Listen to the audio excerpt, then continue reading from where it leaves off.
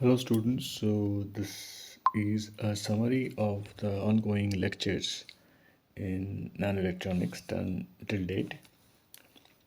Now in this lecture we will first start with the classical or the non-nano concept of conduction in ionic materials, that is the insulators. We know that in ionic materials, which is like the insulators, the band gap is very large. So that is why they don't follow the normal thermal electron motion. That means the what goes on in the case of a normal semiconductor or a metal. Instead, the conduction in insulators can take place through the defects. One of them is the cation vacancies, and if no, a cation vacancy can shift from one place to another if an electric field has been applied to it. Now, this type of conduction is called an ionic conduction, and since it is based upon the electric field, not on any other normal ohmic means, it is also called a non-ohmic conduction. Now, similar to a vacancy, we can have an interstitials present in the materials, in ionic materials as well. And if these interstitials are charged particles, they will again diffuse, and they will diffuse from one interstitial site to its neighboring interstitial sites. Now, any glasses or polymers, the conduction is taking place through mobile ions. What we mean by mobile ion is that if we take, for example, soda lime gas. Soda lime gas consists of a surplus of sodium ions, an considerable amount of sodium ions. So the conduction in such cases, which is these are the mobile ions, can be represented as the summation of three terms. The first is the charge, second is the number or the number density, and last is the mobility of these ions. Uh, in an insulator, if we increase the temperature, there is a chance of possibility of more vacancies being created. And so this equation sometimes will not hold because we need to take into consideration the temperature effect as well. And so if considering the effect of temperature, we can express the conductivity by this relation, where K is the Boltzmann constant, T is the temperature, and what is interesting is the activation energy. This is the energy required for an ionic entity to uh, cut loose from the bonds that it has surrounding it and to start moving with the application of electric field or a temperature, rather a temperature. It breaks the bond and it moves forward for conduction. So this is given by this Arrhenius type equation.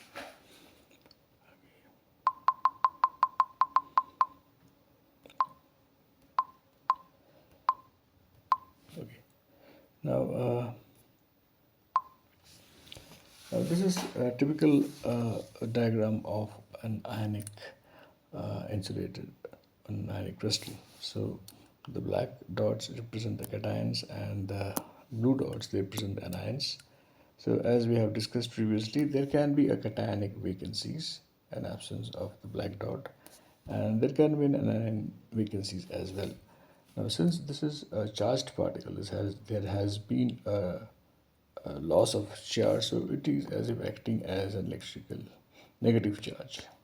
So a loss of positive charge is equivalent to a negative charge. So it acts like an electron. Similar to that, these anionic vacancies also they're donor of electrons, because to fill this anionic vacancy, the electron from the nearby ions they move and try to fill the space. So this represents electronic movement, and both of these cationic and vacancies as well as cationic interstitials Both, all of them are governed, they will move unless and until there is an electric field applied. And these defects are in fact called point defects or non-stoichiometric defects in crystals. By non-stoichiometry, we mean that there is a deviation from the fixed whole number ratio of elements.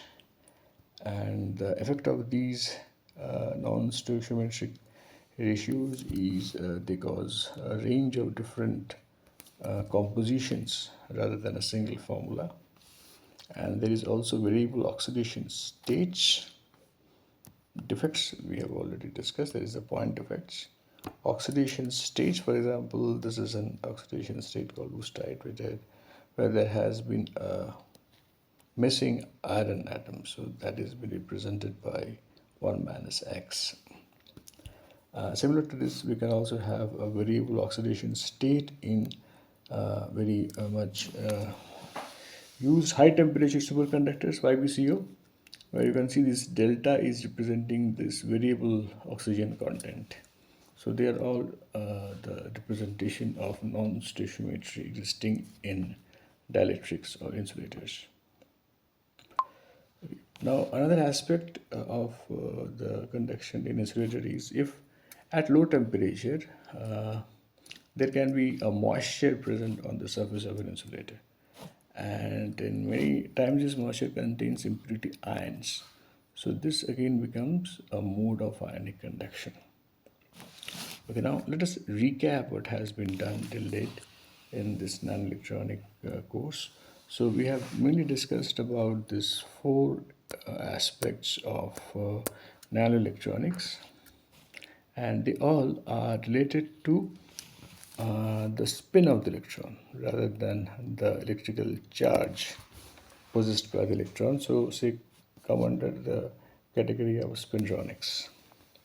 Now, what is a spin? Spin is where the electron moving along its own axis produces intrinsic magnetic moment, spin magnetic moment, and it has got two directions. If it moves in clockwise, and then we consider the ms value to be equal to half. So although s is equal to 1 by 2, we get two values of ms, one for clockwise and one therefore anti-clockwise motion. So basically they represent a magnet having a north and south pole in one direction and the reversed case in the other direction. Now the second is, what is this spin polarized current? As we have previously mentioned that we are mainly concerned with the spin of the electron. Now in normal current, the 50% of the spins are having ms is equal to 1 by 2 value, that is the electron is moving in the clockwise and anti-clockwise direction, and 50% are moving in the clockwise direction. So there is no polarization present in normal current that we usually are used to. Now if this current, it passes through a ferromagnet where you have magnetic moments oriented in a particular direction. So what happens is that this ferromagnet, it actually influences some of the spin magnetic moments to get aligned according to the direction of the magnetic moments in ferromagnet. So as the current passes through a ferromagnet, this 1:1 ratio previously existing that no longer holds, and a fraction of the electrons spins are oriented as per the magnetic moments of the ferromagnet. So this is where we call as a spin polarized state. Okay, now this spin polarized state can be applied to a combination of ferromagnet and insulators. So this, the blue ones are the insulators and the red and the pink ones are the ferromagnet.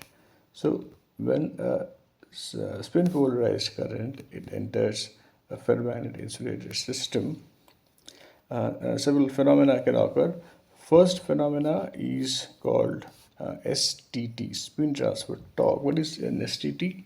STT is the phenomena where the intrinsic or the favorable spin polarized state, it influences the magnetic moment of the ferromagnet.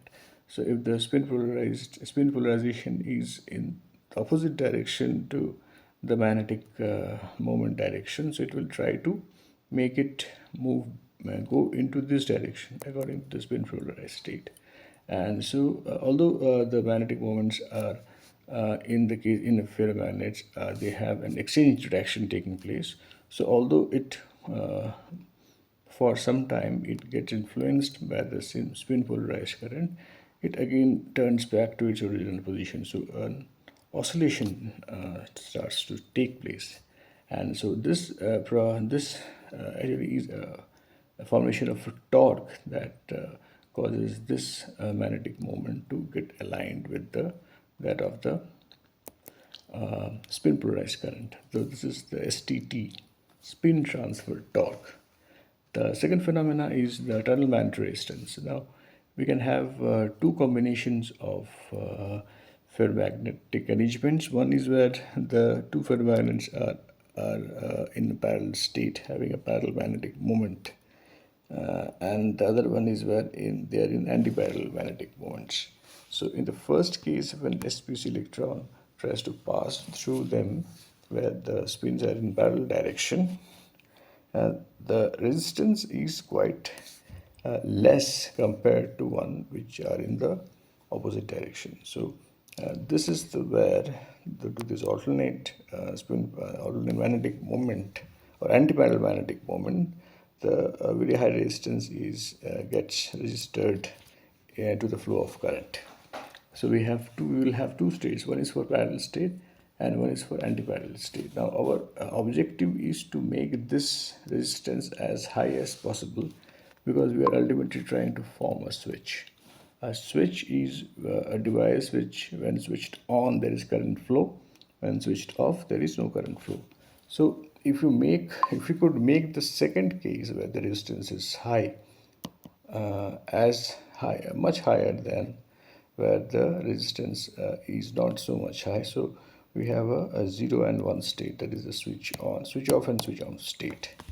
So for making the time and resistance high, what was previously done, that this oxide composition plays a very important role. An oxide composition, oxide thickness. Thickness we keep it around nanometers, but when we talk about the composition, if we use a material say like Al2O3, which has been used previously, which is in amorphous condition, so we get a low level of relative resistance. However, if this oxide layer is replaced by a one which is having a crystalline structure, then the resistance is much higher. And for using a magnesium oxide crystalline material, the relative resistance has been found to be very high, that is around 200%. Okay. Now, this concept of magnetic resistance has been applied in the case of material in a case of a device called a spin valve transistor. A valve is a device which controls a flow of a certain entity. In fluid mechanics, this can be fluids, and in the case of electronics, it is the flow of electrons. So, what is done is that we keep a silicon layer. We are making an emitter-based collector system by putting a series of multi layers of metal, which is mainly platinum, cobalt, and copper, and it is getting sandwiched between two silicon slabs. The one is acting as the emitter, another one is acting as the collector, and this is how the electrical configuration has been made, with negative bias given to the emitter, and the idea is the voltage at the gate. So this is that at the base, not the gate. This is the voltage at the base. This controls the current. I mean the VB, voltage applied at the base. It will control the current from emitter to collector. Okay.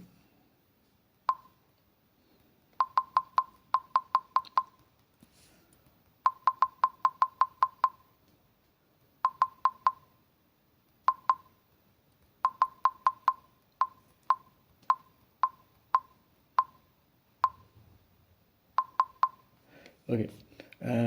Now, if we plot the energy level diagram, what we can see is that there is formation of Schottky barriers at two junction of the metal and semiconductor. So the electron have to overcome this Schottky barrier, and it overcomes by this tunneling method. So this again tunneling process comes into picture here, and what has been observed is that even if an electron tunnels through, electron suffers diffuse scattering, diffusive scattering.